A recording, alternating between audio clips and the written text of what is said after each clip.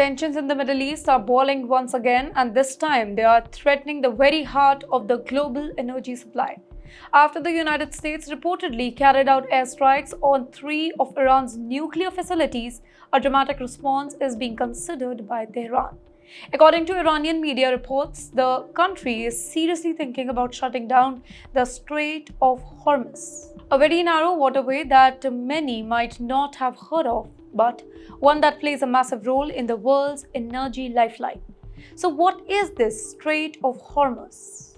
Well, it's a thin stretch of sea, just about 33 kilometers wide as its narrowest point, and that connects the Persian Gulf to the Arabian Sea and the wider Indian Ocean. But what makes this stretch of water so crucial is the cargo that moves through it. Almost 20% of world's oil supply, yes, 1/5 of global consumption passes through this narrow strait every single day.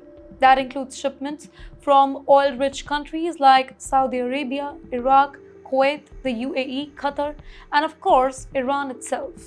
But here's the catch.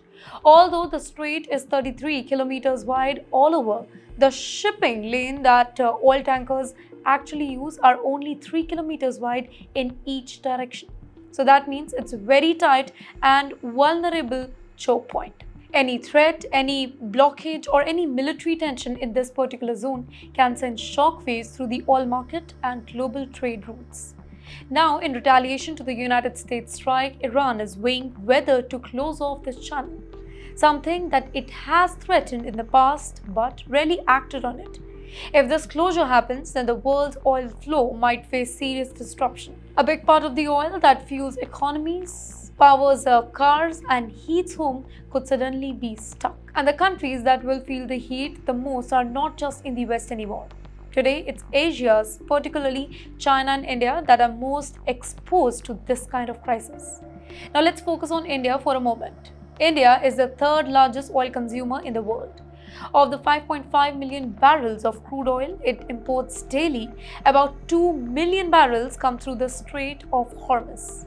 So, on the surface, it looks like a dangerous situation for a country that depends heavily on foreign oil. But here is the good news too. India has been preparing for this kind of scenario. Over the years, India has smartly diversified its energy sources. It now buys oil not just from Gulf but also from countries like Russia, the United States, and Brazil. For example, the Russian oil reaches India via alternative routes like Suez Canal and even around the Cape of Good Hope, bypassing the Hormuz Strait altogether. So, if Iran does shut the strait, India won't be completely concerned. But yes, when it comes to the natural gas, the risks are even lower. Although Qatar is India's largest LNG supplier, it uses shipping routes that are not dependent on the Strait of Hormuz. In addition, India gets liquefied natural gas, that's LNG, from countries like Australia, the US, and Russia, all unaffected by tensions in the Gulf. However, the short-term impact will still be felt.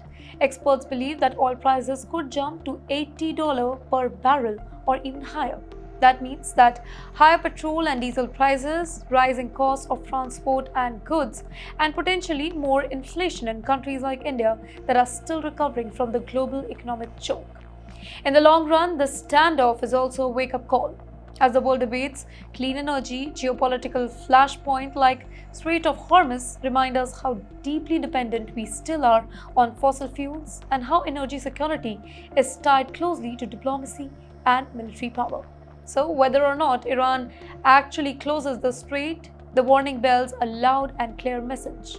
Global supply chains are fragile, and a single act in a raw strip of sea can actually send ripples across the world. For India, the message is to keep diversifying, keep building strategic reserves, and keep watching global flashpoints very, very closely.